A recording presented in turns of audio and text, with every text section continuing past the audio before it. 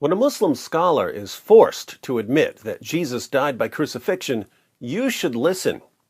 For nearly 14 centuries, the vast majority of Muslims have denied Jesus' death on the cross.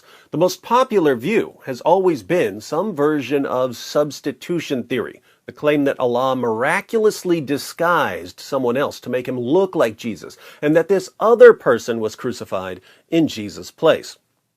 There are three main problems with the standard Islamic narrative. One, scholars, actual historians, regard Jesus' death by crucifixion as an indisputable fact of history. Two, the Quran affirms the inspiration, preservation, and authority of the Christian scriptures, and the Christian scriptures are quite clear that Jesus died by crucifixion. Three, the Islamic view portrays Allah as a cosmic trickster who deceives people about his prophets. Allah tricked people into believing that Jesus died. Fortunately, there have always been a minority of Muslims who aren't scared to point out the holes in the standard Islamic narrative. Take Sheikh Imran Hussein. In a lecture about the Quran and the Messiah, Sheikh Imran eventually discusses the crucifixion of Jesus. He begins by saying that Jesus only appeared to die, which sounds like the standard Islamic narrative. When they saw him die on the cross, they were convinced he could not have been the Messiah. What they did not know was that Allah made it appear to them that he was crucified. But then he clarifies what it really means to be crucified and what it really means to die. First, crucifixion. What's the definition of crucifixion? It is that you should die by hanging on the cross. So crucifixion isn't simply nailing someone to a cross, it's the person dying by nailing him to a cross. But what does it mean to die? What is the definition of death? The definition of death is that Allah should send the angel to take the soul and not return it. Is there anyone who differs with me? You heard him. He defined death. Muslims, scholars, listen to your Sheikh very well. The definition of death is that Allah should take the soul and not return it. Can Allah take the soul and return it?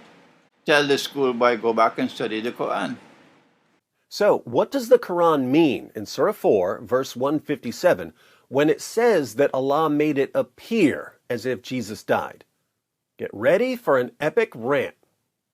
So then what did Allah do to make it appear that he died? Let me warn you. And my language is sometimes very harsh because that's the only language some people can understand. Muslim scholars, you don't understand harsh language.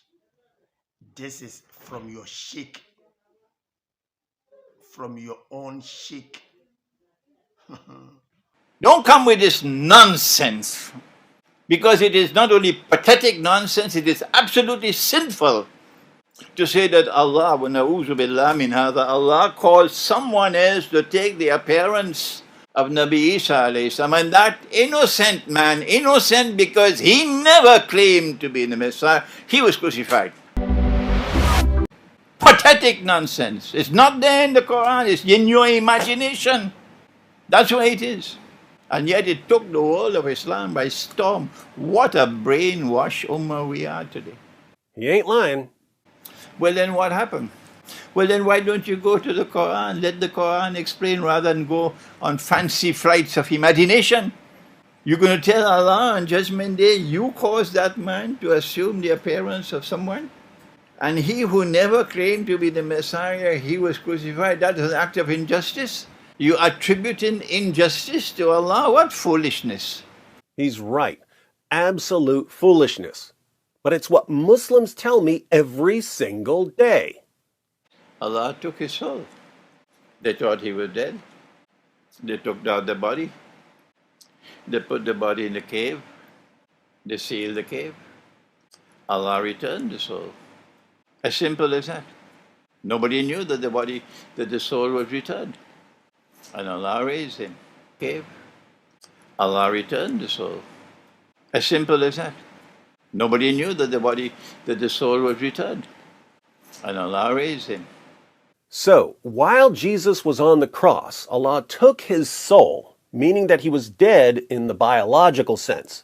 His body was taken down from the cross and put in the tomb, but then Allah returned Jesus' soul to his body, meaning he didn't die in the stricter sense the Sheikh is talking about. He wasn't dead in the sense of Allah taking away the soul and not returning it. Allah did return his soul, so Jesus rose from biological death. But since so many Muslims have been indoctrinated with substitution theory, how about another warning, Sheikh? But let me warn you one more time. If you stick with this theory of substitution, you are going to be in a pathetic state on Judgment Day. Let me warn you one more time. This is a simple explanation from the Quran. And so, he did not die. Jesus didn't die in the sense that Sheikh Imran is talking about. He died in the normal sense of the word died. He was crucified in the normal sense of the word crucified. But given more specific meanings of these terms, Jesus wasn't killed and wasn't crucified.